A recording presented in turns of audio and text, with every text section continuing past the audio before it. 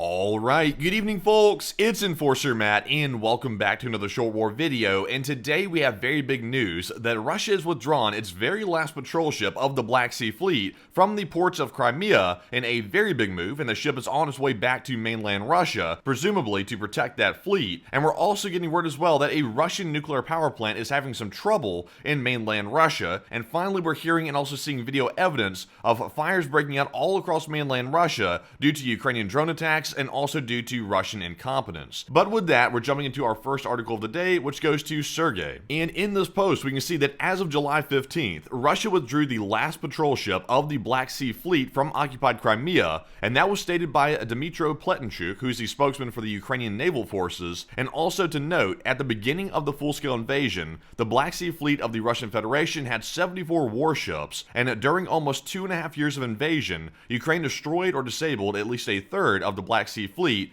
of the Russian Federation. Also, it goes on to say that Ukraine managed to damage or sink dozens of ships using unmanned maritime drones, the Magura, and also the Sea Baby from the SBU, and other similar methods, which are implemented by the naval forces of the Ukrainian armed forces. So this is actually pretty big news because, as we all know, the Black Sea Fleet, Russia's Black Sea Fleet, has been suffering some severe losses due to these new Ukrainian drones that have been developed by these different divisions of the Ukrainian military. These drones have proven very effective and actually very inexpensive to take out such very expensive vessels and these large ones that the Russians have. So far, the Russians have experienced nothing but failure in the Black Sea, and it looks like they're tucking their tail between their legs and heading back to their own country, or at least this patrol ship is, the last one in the Black Sea Fleet. So that is certainly somewhat of an embarrassment for Russia that they can't even keep their naval forces around Crimea without suffering some major losses. So that is definitely a huge story right there, and we're going to keep an eye on it to see if anything else leaves Crimea as well. But jumping into our next article here, we now have one from Nexta. And like I mentioned a moment ago, we're hearing of a failure at the Rostov nuclear power plant. This is a Russian nuclear power plant having a failure, so very concerning to hear considering that the Soviet Union was in charge of Chernobyl, and we know what happened with that. But we can see here the Rostov NPP apparently in one of the power units at the plant shut down as a result of a safety mechanism tripping due to malfunctions at one of the turbine generators. And as a result, in Krasnodar, more than 100 power stations were shut down, and the south of Russia and the occupied regions began to experience problems with their lighting. And the nuclear power plant provides about half of the Rostov region's energy, and from there, electricity goes to Krasnodar and also the Stavropol territories and the Volgograd region. So first off, we must note that this is very concerning considering it deals with a nuclear power plant. However, it is good to hear that once again Russia is having problems with its energy infrastructure, because Russia's been launching non-stop attacks on Ukraine's energy infrastructure, and this appears to be good karma coming back on the Russians for their dirty deeds inside of Ukraine. So this is disturbing in one way but also good in another, but certainly it's good to hear that the safety mechanism tripped and prevented an accident from occurring. But jumping into our next post here, this one is going to go to Max24, and we're learning that in Krasnodar there is a fire in a warehouse with building materials,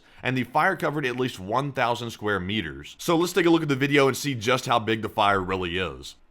But as you can see, that fire at that building materials facility is certainly a large one. There's smoke everywhere and it's a complete disaster. But luckily for the Russians, they really weren't building anything to begin with, because Russian economy right now is somewhat stagnant, if not in a downward spiral. So this is actually, it is what it is actually, because the whole place is on fire, and we have yet even more fires here coming up in our next post. And moving into our next post here, we now have one from Jason J. Smart, and we're seeing that Ukrainian drones dropped explosives on a Russian electronics plant, and the plant has worked with the Russian military. So taking a look at the picture here, you can actually see this is a major fire indeed. So once again, fires are plaguing Russia like crazy, but this one is due to a Ukrainian drone attack. And as we can see, this is a Russian electronics plant which had to do with making military equipment and also putting electronics components into such equipment. So this is more of a military target than an infrastructure target. So a little bit different than the last one, but once again, another successful hit by Ukrainian forces on the Russian military infrastructure. But with that, we're jumping into our next post here, and this one is going to go to Nexta.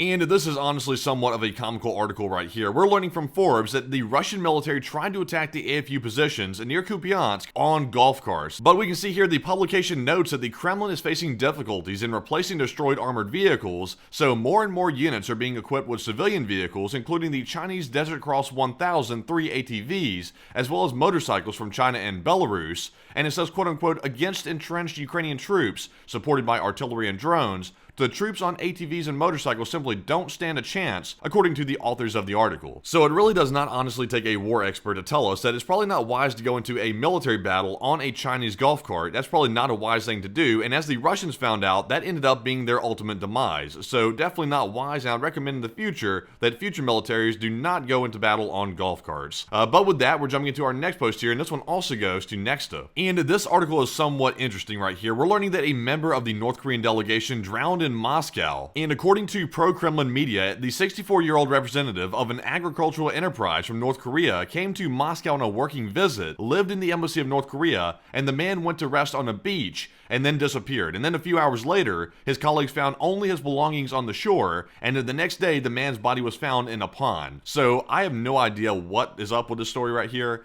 It sounds like maybe a delegation member of North Korea might have been assassinated, but really though, I'm not really sure what's going on. I'm not sure if it was maybe intentional, like maybe if he jumped into the pond and did this on purpose, for whatever reason, he could have been miserable or something like that. But whatever the case is, this is very interesting to hear that a North Korean delegation member died on Russian soil under some very odd circumstances. So we'll just have to wait and see when more details come out. But with that, we're jumping into our next article here, and this one goes to Status 6, Military and Conflict News. And real quick, switching the topic to the F16 fighter jets, which Ukraine is expected to receive very, very shortly, we're learning the Russian Defense Ministry has announced that the reward for the first downed F16 fighter jet operated by Ukraine will amount to about 15 million rubles. So I don't have a currency translation on hand right now, but that sounds like maybe just enough for a juicy Russian hamburger. So, you know, if you're able to shoot down an F-16, good for you, because you might get a couple of bucks. But with that, we're jumping into our next article here, which goes to Nexta once again, and we're learning that Russia has lost at least 100 state-of-the-art T90M tanks, and this conclusion was reached by analysts of the Oryx portal, and Putin called these tanks the quote-unquote best in the world. But just in case you're not familiar with the T90M, this is Russia's premier tank right here, and it appears not to be good at really defending itself, but more good at exploding actually, because a lot of them have been destroyed for it to be the quote-unquote best in the world, according to Putin. So once again, another Russian piece of equipment that has failed the test of war, and not shockingly whatsoever. But jumping into our next post here, we now have one from Insider Paper. And we're now learning that Russia is limiting access to 14 border villages over Ukraine shelling, according to the Russian governor. And as we've seen over the last couple of months, the Russian border villages, including places like Belgorod, have really been hammered by Ukrainian forces significantly day in and day out over the last couple of months. So it's not shocking whatsoever that Russia is now limiting access to those border villages for a couple of different reasons, actually. One reason is the Russian government is actually trying to look like they're protecting the citizens, which they really aren't, and the second reason is probably they don't want the other civilians to see the extent of the damage being done by the Ukrainian forces in these areas. So it's part damage control and part trying to censor things so the Russian people don't get too panicked. But with that, we're jumping into our next article here, and this one goes to the Kyiv Independent. And this is also somewhat of a comical story as well. We're learning that Ukrainian intelligence hacked Russian websites and replaced their home pages with pig head pictures, and right here you can actually see that on the screen. There's a picture of, looks like Babe the Pig in the background with the Russian flag over it saying 404 Russia not found, and there's a axe over here with the Ukraine flag on it. So once again, the very, very talented Ukrainian intelligence division, the hacking division, has once again hacked into the vulnerable Russian systems and done this little bit of trolling right here to let the Russians know that their systems are definitely not that impenetrable. But very funny to see. But anyways, jumping into our next post here, we have another one from the Kyiv Independent, and we're now learning that there's some corrections being made about some of Budanov's recent comments. We're learning that Zelensky says that Budanov's Russian offensive comments are a little bit misunderstood. And Zelensky went on to say that the military intelligence chief Budanov was a little bit misunderstood when it was reported that he believed Russia would soon once again attack from the north. So it appears here that maybe Budanov might have spoken a little bit too early, or maybe misspoke. Not really sure which one it is here, but Zelensky's having to do a little bit of damage control on the statements made by Budanov. And also remember, we did report this on our last stream as well, so we'll have to issue a little bit of a correction here. It appears there was a bit of a misspeaking, and maybe there is not an attack coming from the north in the future. So we'll just have to wait and see when this clears itself up. But once again, we're moving on to our next article here, and this one goes to Nexta. And we're learning some very interesting news on this one as well. It says the Russian Shahed again entered the airspace of Belarus and flew at least 60 kilometers, and according to the monitoring group, at 4:10 a.m., a Shahed crossed the border with Ukraine and flew over Hostomel Oblast for about 50 minutes, and already at 5 a.m., the UAV left Belarus and returned to the territory of Ukraine. So it's up to your guess and mine exactly what is going on with this as well. It appears that a Russian Shahed drone entered Belarusian airspace for some time, at least 60 kilometers, they say, and apparently Belarus did not take this as a hostile intrusion. They kind of just overlooked it while it went through their airspace. So to me, that also seems to bolster the idea that Belarus is basically Putin's puppet, because which country would not get upset about a military drone flying through their airspace? It seems like a natural reaction to be pretty upset about that, but it appears that Belarus and Lukashenko was not very upset.